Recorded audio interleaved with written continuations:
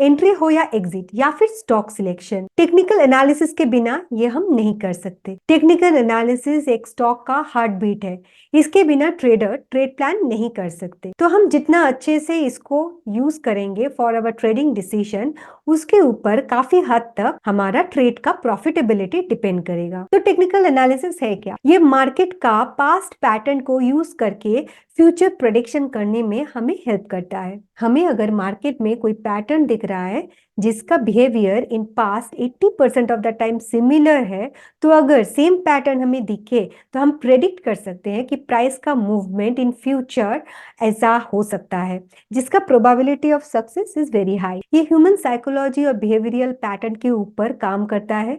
जैसे अगर कोई स्टॉक जब भी 100 रुपीज में जाता है, वो स्टॉक बाउंस करता है, तो अगर नेक्स्ट टाइम वो स्टॉक 100 रुपीज में आएगा तो हम प्रेडिक्शन करके वो स्टॉक खरीद सकते हैं। ये प्रेडिक्ट कर सकते हैं कि फिर से ये वहां से बाउंस करेगा। तो ऐसे ही स्टॉक का पास्ट परफॉर्मेंस को लेके फ्यूचर प्रेडिक्शन करने में हमें टेक्निकल एनालिसिस हेल्प करता है।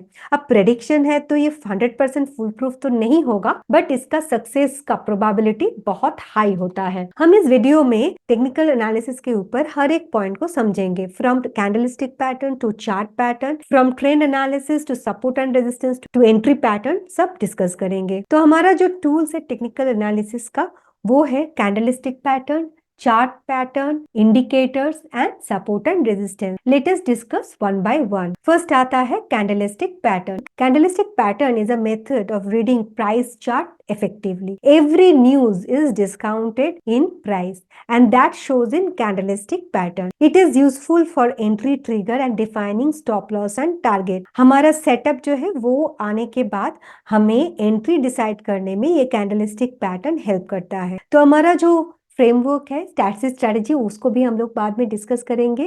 तो इसका जो एसीटी है उसमें हेल्प करता है candlestick pattern. ACT stands for stop loss, entry and target. और ये टीए जो है ये सेटअप का है, ये सेटअप अराइज होगा, उसके बाद हम लोग एसीटी के लिए कैंडलस्टिक पैटर्न यूज करेंगे। तो हमारा जो टेक्निकल एनालिसिस का टूल्स है, हर एक टूल हर एक जगह पे यूज करेगा। कोई टूल सेटअप में हमें यूजफुल होगा, कोई टूल हमें एसीटी में काम में आएगा। तो कैंडलस्टिक पैटर्न ऐसा एक टूल है जो हम एसएटी या फिर स्टॉप लॉस, एंट्री, टारगेट में यूज करेंगे। कुछ कैंडलस्टिक पैटर्न को समझते हैं, चलिए। First candlestick pattern is bullish माराबूजो candle. ये क्या होता है? एक बड़ा सा ग्रीन कैंडल होता है जिसका कोई स्पाइक ऊपर या नीचे ज्यादा स्पाइक नहीं रहता है। इसका ओपन किधर होता है? नीचे ओपन होता है एंड ऊपर हाई, ऊपर उसका क्लोज होता है एंड उसका ओपन के जगह पे ही लो रहता है, almost in the similar area, and उसका हाई होता है क्लोज के जगह पे। ये होता है एक bullish माराबूजो candle. This is a strong candle. एक बियरिश माराबूजो कैंडल कैसे होता है? एक रेड कैंडल होता है, इसका ओपन ऊपर होता है एंड क्लोज इसका नीचे होता है। क्लोज के पास इसका लो रहता है एंड ओपन के पास इसका हाई रहता है। तो बियरिश माराबूजो कैंडल में क्या होता है? Sellers is in control. यहाँ पे ओपन तो हुआ था लेकिन सेलर कंट्रोल में आया और उसको नीचे लेके गया। सिमिलर केस में बुलिश माराबूजो कैंडल में क्या हुआ? नीचे ओपन हुआ लेकिन बायर्स इसको ऊपर लेके गए। So buyers in control. So this is the bullish scenario. अभी और एक कैंडलस्टिक पैटर्न जो इंपॉर्टेंट होता है वो है स्पाइक कैंडल। दो टाइप ऑफ स्पाइक कैंडल होता है, हो सकता है एक ऐसा और एक ऐसा। इसमें नीचे स्पाइक है और इसमें ऊपर का स्पाइक है। कैंडल का बॉडी इंपॉर्टेंट नहीं है, ये रेड या ग्रीन हो सकता है क्योंकि बॉडी छोटा होगा। तो नीचे का जो स्पाइक है उसको पहले समझते हैं। ऊपर ओपन हुआ, उसके बाद सेलर नीचे लेके गए, फिर ऊपर बायर्स लेके आके ऊपर ही क्लोज इसका दिया। तो ओपन और क्लोज एक ही जगह पे आए लेकिन क्या हुआ? बायर्स लास्ट में इस पावर में आए, तो इसीलिए ये एक बुलिश पैटर्न है। और ऊपर का अगर स्पाइक हो रहा है तो क्या हुआ? नीचे ओपन और हुआ, फिर बायर इसको ऊपर लेके गए, फिर सेलर्स इसको फिर से नीचे लेके आए। तो सेलर्स इज इन कंट्रोल, तो इसीलिए ये एक बेयरिश कैंडलस्टिक पैटर्न है। तो ये नॉर्मली हम लोग देखते हैं अप ट्रेंड में, जब मार्केट ऊपर जा रहा है फिर बेयरिश कैंडलस्टिक पैटर्न देखेंगे, मार्केट का डाउन ट्रेंड का सिनेरियो हो सकता है। और ये जो हैमर पैटर्न है ये हम लोग अप डाउन ट्रेंड में देखेंगे। मार्केट डाउन जा रहा था, एक हैमर टाइप पैटर्न हुआ और उसके बाद मार्केट का अप ट्रेंड का सिनेरियो बन सकता है।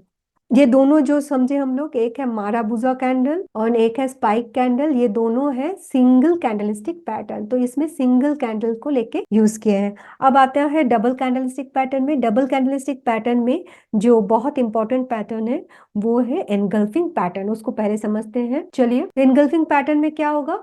एक छोटा सा एक रेड कैंडल होगा एंड देन वो रेड कैंडल को कवर करेगा एक बड़ा सा ग्रीन कैंडल को एनगल्फ कर लेगा। तो ये हो गया बुलिश एनगल्फिंग पैटर्न। ये जो लास्ट कैंडल है that is important, this green candle is important, this should engulf the entire red candle. Bearish जो एनगल्फिंग कैंडल है वो कैसे होगा, एक छोटा सा ग्रीन कैंडल रहेगा और उसके बाजू में एक बड़ा सा रेड कैंडल उसको एनगल्फ करेगा। This is bearish engulfing pattern. तो हम लोग माराबुजो समझे, स्पाइक कैंडलस्टिक पैटर्न समझे एंड एनगल्फिंग पैटर्न समझे। ये हो गया double candlestick pattern, double candle. तो कैंडलस्टिक पैटर्न के ऊपर एक फुल वीडियो लिंक पे है, आप जाके देख सकते हैं, मैं लिंक डाल दूंगी। इसमें समझना इंपॉर्टेंट है कि हु इज इन कंट्रोल, कौन कंट्रोल में है, बायर्स कंट्रोल में है या फिर सेलर्स कंट्रोल में है। जैसे यहाँ पे देख सकते हैं फर्स्ट वाला बुलिश में सिनारियो में बुल कंट्रोल में है, बायर्स कंट्रोल में है, यहाँ पे सेलर्स कंट्रोल में है। और हमें कैंडलस्टिक पैटर्न हर जगह दिखना नहीं है, हमें सपोर्ट या फिर रेजिस्टेंस के पास मींस एरिया में, हमारा जो एरिया आएगा वो एरिया में हमें देखना है, तभी ये प्रॉपरली वर्क करेगा। एंड ऑल कैंडल्स देखना नहीं है, जो स्ट्रॉन्ग कैंडल्स है उसे ही सिर्फ देखना है। Spike candle, engulfing pattern and there are few other patterns जो स्ट्रॉन्ग कैंडल है, और छोटा छोटा जो भी कैंडल्स होगा बीच में वो देखने का जरूरत नहीं है। ओनली डिसिसिव कैंडल्स को कंसिडर करना है हमारा एरिया के पास, जो हमें सिग्नल देगा कि buyers and sellers who is in control. अभी समझते हैं नेक्स्ट टूल को, जो है हमारा chart pattern. Chart pattern form होता है विथ मोर कैंडलिस्टिक पैटर्न। आप अगर वीकली चार्ट पे एक हैमर कैंडल को देख रहे हो तो उसको अगर डेली चार्ट पे जाके देखोगे तो ऐसा हो सकता है, इस नीचे आया नीचे आया नीचे आया, कैंडल्स बनाया फिर ऊपर चला गया, यहाँ पे ओपन हुआ था नीचे आया, यहाँ पे लो लगाया फिर ऊपर चला गया क्लोज हुआ। ये एक वी टाइप पैटर्न दे रहा है। और ऐसा भी हो सकता है कि नीचे आया फिर ऊपर गया फिर नीचे आया फिर ऊपर गया, एक डब्ल्यू पैटर्न भी दे सकते हैं। हैमर टाइप कैंडलस्टिक के लिए ये पैटर्न भी लोअर टाइम फ्रेम में देख सकते हैं। यहाँ पे ओपन हुआ था, नीचे लो लगाया फिर यहाँ पे क्लोज हुआ। तो ये दोनों में अगर देखना है कि कौन सा स्ट्रॉन्ग है, obviously W pattern will be strong, क्योंकि मार्केट अगर नीचे जा रहा है फिर डब्ल्यू पैटर्न देता है तो मार्केट का रिकवरी होने का पॉसिबिलिटी है। वी पैटर्न में ऐसा भी हो सकता है कि मार्केट यहाँ से एक जस्ट पुल बैक दिया है। चार्ट पैटर्न हेल्प करता है to decide market condition and to trigger our entry. इसे ये हमें स्ट्रेंथ और वीकनेस पता करने में सहायता करता है। कुछ इंपॉर्टेंट चार्ट पैटर्न्स को समझते हैं, चलिए।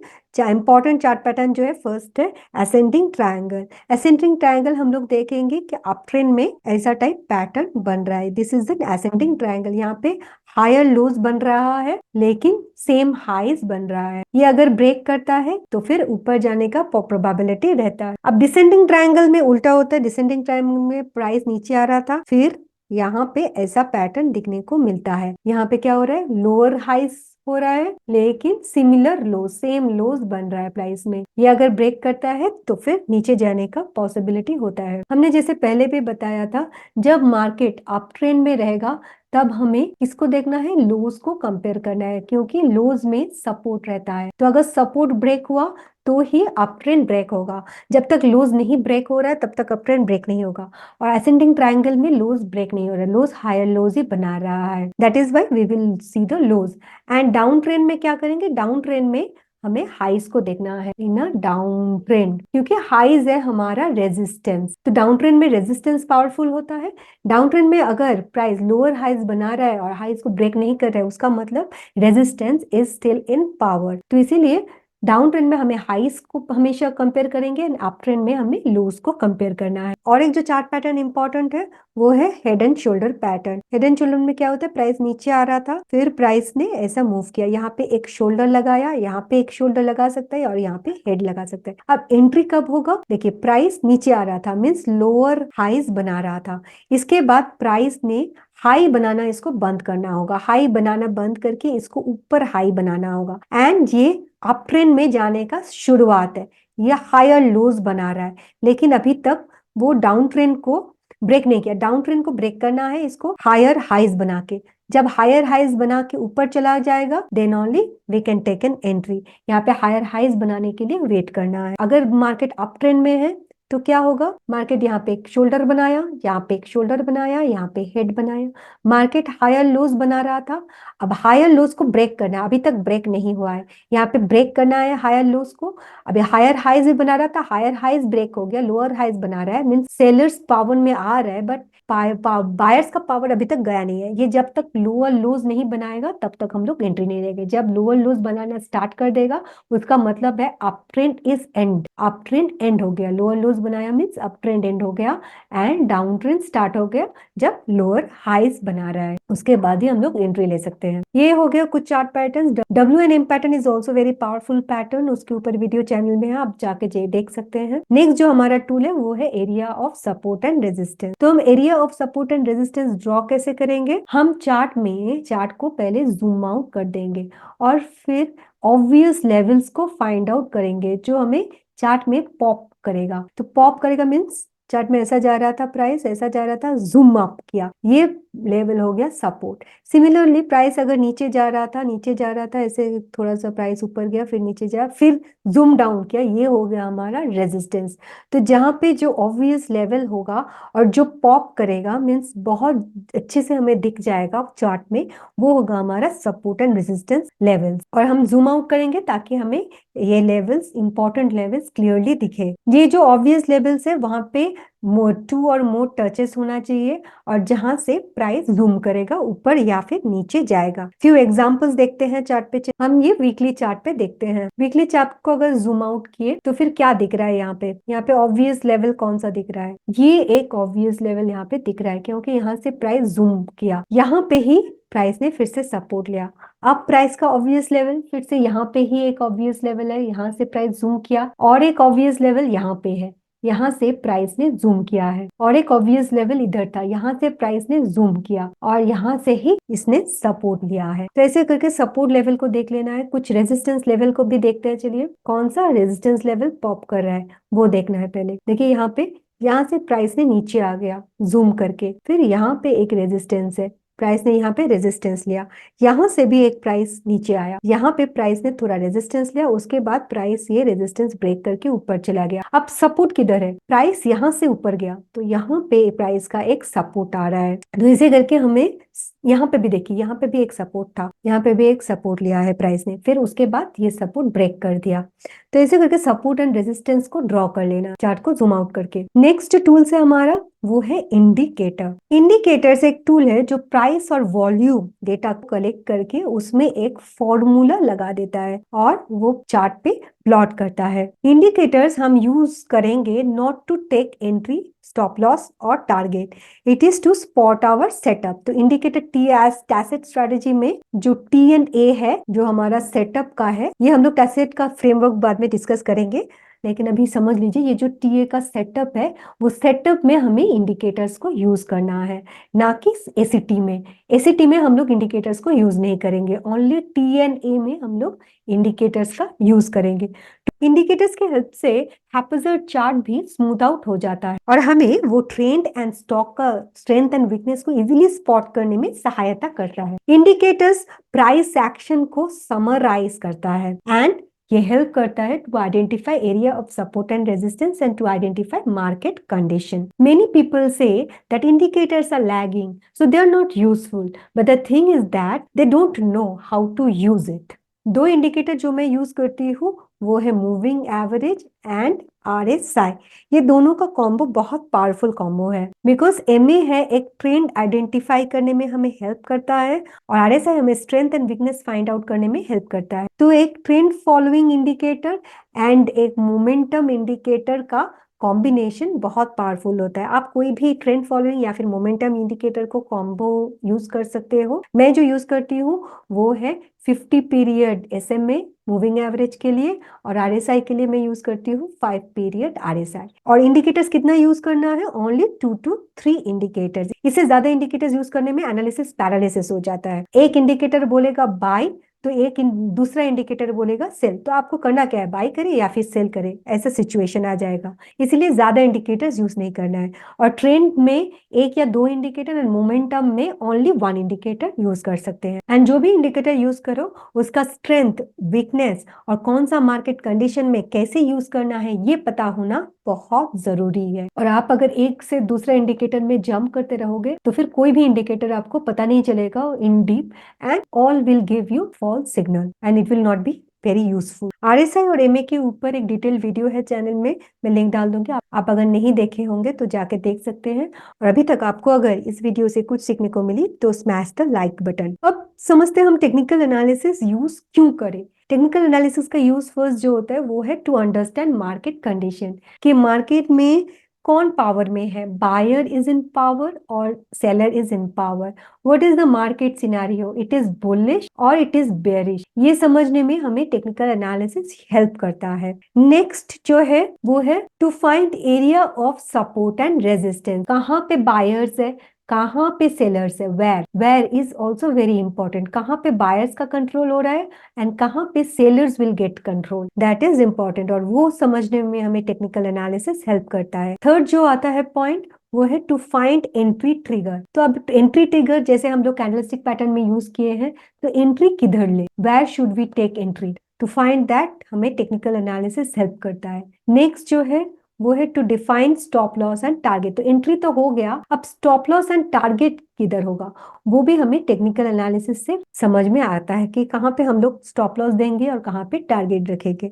तो ये कैसे करना है वो भी हम लोग समझेंगे बाद में, अभी हम लोग देखते हैं कहाँ कहाँ हमने टेक्निकल एनालिसिस यूज कर सकते हैं। देन नेक्स्ट जो आता है to find high probability setup. तो ये सब कुछ यूज करके हमें हाई प्रोबेबिलिटी सेटअप को फाइंड आउट करना है, and for that technical analysis हमें हेल्प करता है। अब ये टैसिट फ्रेमवर्क को समझते हैं। टेक्निकल एनालिसिस का जो 5 यूज है वो यूज हमें टैसिट फ्रेमवर्क में मिलेगा। टी में क्या होगा, to understand market condition, T में हमें ट्रेंड आइडेंटिफिकेशन करना है, T stands for trend identification, और ये मार्केट कंडीशन समझने में हमें हेल्प करेगा। Then comes area of support and resistance. This is area of support and resistance. Next होगा stop loss entry and target, जो हमें टैसिट फ्रेमवर्क में है। तो स्टॉप लॉस टू डिफाइन, हमें स्टॉप लॉस डिफाइन करना है, एंट्री में to find our entry trigger, and target is हमें टारगेट डिफाइन करना है। तो ये फ्रेमवर्क अगर आप याद में रखो टैसिट फ्रेमवर्क, तो इसमें सब टेक्निकल एनालिसिस का जो भी यूज है सब इसमें आ जाएगा आपका, और पूरा एक आपका फ्रेमवर्क है ये, और इसको यूज करके हम एक हाई प्रोबेबल सेटअप डिफाइन कर सकते हैं। तो हम लोग टैसिट फ्रेमवर्क में जो भी टूल्स है हमारा टेक्निकल एनालिसिस को, वो कैसे यूज करना है वो देखते हैं। ट्रेंड आइडेंटिफाई करेंगे हम लोग इंडिकेटर से, वो है हमारा moving average. Area of support and resistance हम लोग फाइंड आउट करेंगे with the help of price action, जो हमें support and resistance find out करने में हेल्प करेगा। इसमें हम लोग इंडिकेटर भी यूज करेंगे, जो है हमारा moving average and RSI, and for stop loss entry and target हम लोग chart pattern and candlestick pattern का यूज करेंगे। ये दोनों को यूज करके हम लोग stop loss entry and target define करेंगे। टैसिट फ्रेमवर्क को चार्ट पे यूज करके देखते हैं। हमने यहाँ पे 50 period moving average and 5 period RSI लगा लिया है। तो टैसिट का फर्स्ट फॉर्मूला जो है वो है ट्रेंड आइडेंटिफिकेशन। इसके लिए हमें वीकली चार्ट में हम देखते हैं, यहाँ पे ट्रेंड आइडेंटिफाई करते हैं। टैसिट का TASET, टीए जो है वो हम लोग देखेंगे हायर टाइम फ्रेम में, एंड एसीटी जो है वो हम लोग देखेंगे लोअर टाइम फ्रेम में। यहाँ पे मैं हायर टाइम फ्रेम ले रही हूँ हमारा weekly chart, and lower time frame use कर रही हूँ डेली चार्ट। इसके हिसाब से टैसिट को डिफाइन करते हैं। चलिए, तो अभी हम लोग देख सकते हैं यहाँ पे ट्रेंड इज अप। अब अगर हम लोग support and resistance area find out करेंगे, तो हम लोग क्या करेंगे, हम लोग इस चार्ट को जूम आउट कर लेंगे। अब जूम आउट करके क्या दिख रहा है, यहाँ पे एक सपोर्ट दिख रहा है, क्योंकि यहाँ से प्राइस ने ऊपर गया है। अब यहाँ पे एक सपोर्ट दिख रहा है, वहां पे एक हॉराइजॉन्टल लाइन दे देते हैं। चलिए, यहाँ पे एक हॉराइजॉन्टल लाइन हम लोग ड्रॉ कर देते हैं। अब चलेंगे हम लोग डेली टाइम फ्रेम में, और वो सपोर्ट के पास एंट्री ढूंढेंगे। चलिए, चले जाते हैं लोअर टाइम फ्रेम में, that is daily time frame. यहाँ पे हम लोग entry, stop loss and target को डिफाइन करेंगे। ये एरिया के पास हमारा सपोर्ट है, जब ये सपोर्ट जोन के पास हमें फाइंड आउट करना है चार्ट पैटर्न। तो सपोर्ट के पास यहाँ पे है, यहाँ पे भी सपोर्ट के पास आया है, लेकिन यहाँ पे यहाँ से नीचे आया था, यहाँ इसके ऊपर नहीं गया, ऊपर गया, नीचे आया, ऊपर गया, नीचे आया, फिर ऊपर गया, फिर नीचे आया, फिर जब क्रॉस करता है तो मार्केट हायर लोज बना रहा है। अब ये क्रॉस कर देगा दोनों, तो market is making higher highs, and then we can take an entry. Either एक जब पुल बैक आ रहा है यहाँ पे, ये हाई अभी रेजिस्टेंस जो है वो सपोर्ट बन जाएगा, उसके बाद जब पुल बैक आ रहा है वहां पे एंट्री ले सकते हैं, नहीं तो ब्रेकआउट पे भी एंट्री ले सकते हैं। और एक ट्रेड प्लान करते हैं, चलिए monthly and weekly time frame में। मंथली होगा हमारा higher time frame and weekly होगा लोअर टाइम फ्रेम। तो मंथली टाइम फ्रेम में हम देख सकते हैं ट्रेंड इज अप, यहाँ से प्राइस ने मूवमेंट किया, यहाँ पे एक सपोर्ट है, और यहाँ पे रेजिस्टेंस था, रेजिस्टेंस भी बाद में सपोर्ट की तरह काम करता है। तो ये दोनों जगह पे हम लोग ट्रेड के लिए फाइंड आउट करेंगे। यहाँ पे एक एरिया दे देते हैं and this is also an area. ये इससे नीचे आएगा तो फिर ये एरिया में सपोर्ट लेगा। उसके बाद हम लोग क्या करेंगे, हम लोग चले जाएंगे वीकली टाइम फ्रेम में एंड दिस टू एरिया में हम लोग देखेंगे जब भी प्राइस आएगा वो प्राइस का एक्शन देखेंगे। Let's go to the weekly time frame. अब प्राइस क्या किया, यहाँ पे ये एरिया पे आया है। थोड़ा सा जूम कर लेते हैं अभी to see the price action. अब क्या किया प्राइस ने, ऊपर गया, नीचे आया, फिर से ऊपर गया, फिर नीचे आया, फिर ऊपर चला गया। अब प्राइस सेम लोज बना रहा है, यहाँ पे हायर लोज बनाया, हायर हाइज बनाया। जब ये दोनों हाई ब्रेक किया तब अप ट्रेंड में चला गया and then price has moved from here. We can take an entry जब यहाँ से ब्रेकआउट हो रहा है, वहां पे भी एंट्री हो सकता है, या फिर इसके पास भी जब आ रहा है, इस ये लाइन या फिर इसके पास आ रहा है तभी भी एक पुल बैक पे भी एंट्री बन सकता है। टेक्निकल एनालिसिस एक स्टॉक का हार्ट बीट है। आपका इसके ऊपर जितना ज्यादा पकड़ होगा उतना ज्यादा अपॉर्चुनिटी स्पॉट करनी और उसको यूज करना इजी होगा। बट डोंट वरी, आप अगर टाइम दोगे to read chart day in and day out तो आपको ये ऑटोमेटिकली आ जाएगा। टेक्निकल एनालिसिस को प्रॉपर तरीके से यूज करने के लिए हमें प्राइस एक्शन का हेल्प लेना है। प्राइस एक्शन के ऊपर वीडियो इधर है, आप अगर नहीं देखे होंगे तो जाके देख सकते हैं। Happy trading, bye bye.